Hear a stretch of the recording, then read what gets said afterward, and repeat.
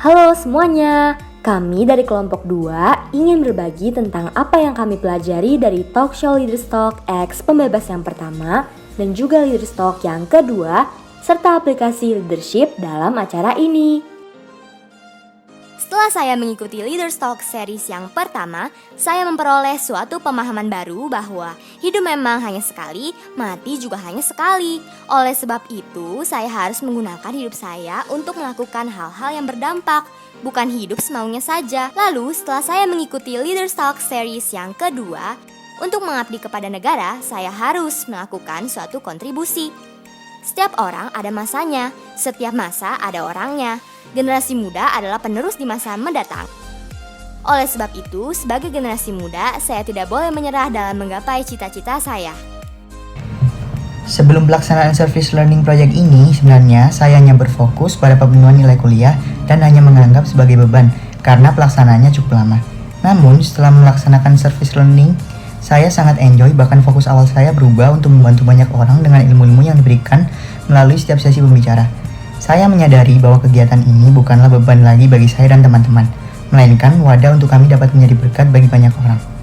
Service Learning Project ini membuat saya belajar untuk terus mengembangkan jiwa sosial dan kepemimpinan bagi orang-orang sekitar, sehingga hidup saya bisa lebih memberikan dampak bagi mereka. Selama melakukan Service Learning Project dalam bentuk talk show Leaders Talk, saya mendapatkan banyak sekali insight tambahan tentang partisipasi pemuda, terutama pada saat pandemi COVID-19. Dari Service Learning Project ini, saya belajar bagaimana cara menjadi seorang servant leader yang berfokus pada kepentingan orang banyak daripada kepentingan sendiri. Saya juga belajar untuk selalu expect the best dalam segala hal. Di dalam SLP kali ini, saya juga belajar mengenai bagaimana kita dapat, sebagai seorang leader itu harus menjadi seorang yang dapat influence others dan berempatik. Saya juga dituntut untuk selalu menjaga integritas yang bertanggung jawab dan taking ownership terhadap setiap tugas yang diberikan untuk tujuan utama suatu komunitas, yaitu dapat memberikan dampak positif bagi orang lain. Hari ini saya belajar bahwa kita tidak perlu membanggakan jabatan yang kita miliki, tetapi bolehlah kita bekerja dengan serius dan berkomitmen untuk negara kita yang tercinta dan majemuk ini. Yang kedua, saya belajar bahwa Tuhan memberikan potensi yang berbeda-beda untuk setiap orang. Oleh karena itu, Tuhan tidak mungkin memberikan sesuatu tugas yang mustahil untuk dikerjakan. Meskipun tugas terasa berat, bila kita do our best, whatever we are, kita pasti dapat melaluinya dengan baik.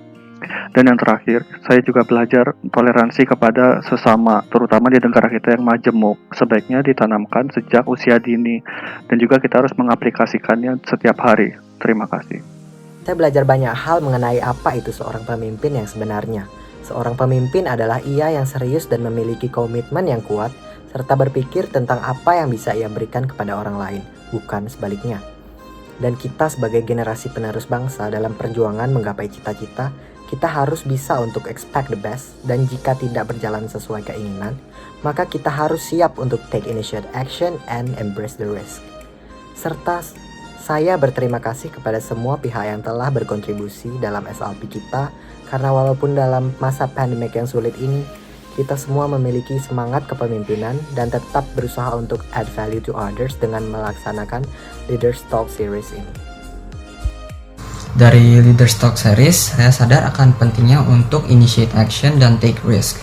Dalam kehidupan, jalanan yang kita tempuh tidak akan selamanya lurus. Pasti ada tantangan yang akan bermunculan. Dan jika kita menghadapi sebuah tantangan, dan kita juga memiliki pengalaman dengan tantangan tersebut, kita tidak boleh diam.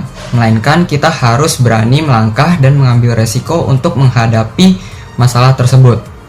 Dan pastinya sulit untuk kita menjalani masalah tersebut, dan walaupun sulit, kita harus serius dan berkomitmen untuk menghadapi masalah tersebut. Dan jika kita yakin dan serius, maka kita pasti bisa menjalani masalah tersebut dengan baik. Terima kasih telah menonton video kelompok kami. Jangan lupa untuk selalu menjaga kesehatan di masa pandemi ini.